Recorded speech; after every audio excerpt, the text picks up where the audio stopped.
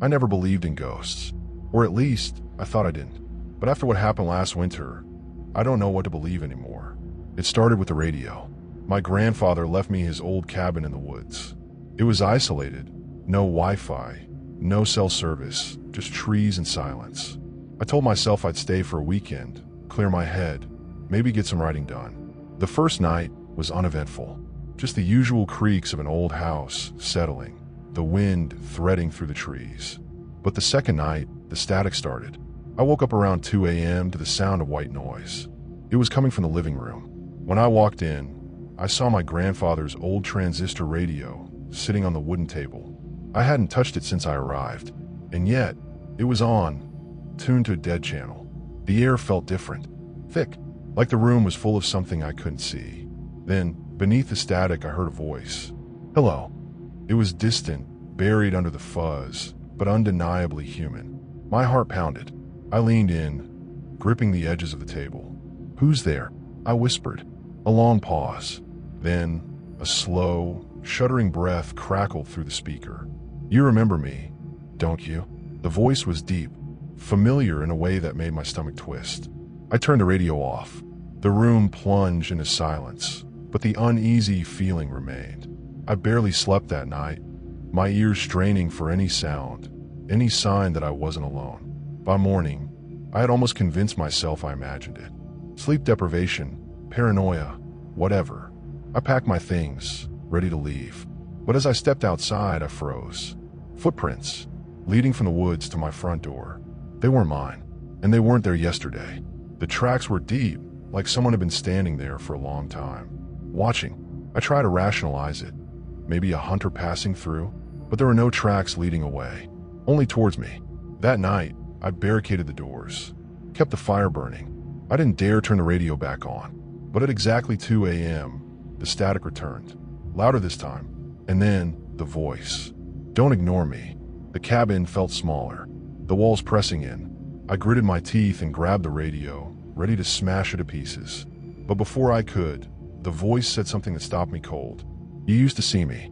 My breath caught in my throat. Memories flickered at the edge of my mind. Something half forgotten, buried deep. A childhood nightmare. Maybe a shadow in my room, a whisper in my ear. I forced myself to speak. Who are you? The static crackled. Then, slowly the voice laughed. You already know. The radio cut off. Silence. I didn't sleep. I didn't even move until the first light of dawn bled through the trees.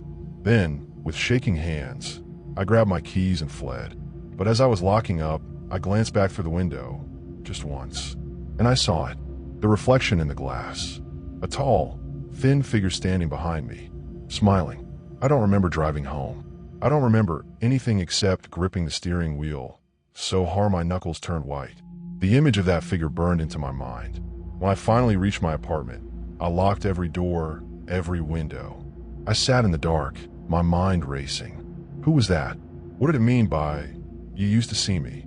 I had almost convinced myself it was just a trick of the light, until my phone rang. Unknown number. I hesitated, then answered. A burst of static, and then the same voice. You left me behind. I nearly dropped the phone. My pulse hammered in my ears. This isn't real, I whispered. You're not real. Another laugh. Low, amused. You forgot about me, but I never forgot about you. My body went cold. I knew that voice now. Not from the radio, not from the cabin, from my childhood. I had an imaginary friend when I was little, or at least I thought I did. My parents used to find me talking to empty corners, whispering in the dark. I called him the tall man, but one day he disappeared, just vanished from my memory. Until now, a sharp knock at the door made me jump. I turned slowly. Another knock, louder, more insistent. I crept forward, my breath shallow, and pressed my eye to the peephole. Nothing, just the empty hallway. I exhaled shakily. Maybe it was a neighbor. Then my phone buzzed again. A text message from my own number. Open the door. I backed away. My mind screamed at me to run, to get out, but my body wouldn't move. The knocking started again. This time, it didn't stop. A relentless, pounding rhythm. And then, through the peephole, I saw it. A shadow. Tall. Thin. Smiling. The lights flickered. The air in my apartment grew thick, suffocating. The static returned, not from the radio this time, but from my TV, my phone, even the speakers of my laptop. Every screen turned to white noise, and in the swirling static, I saw its shape shifting, moving, stepping closer. Then silence. I turned. The door was open, and the last thing I remember was the voice whispering in my ear, "You let me in."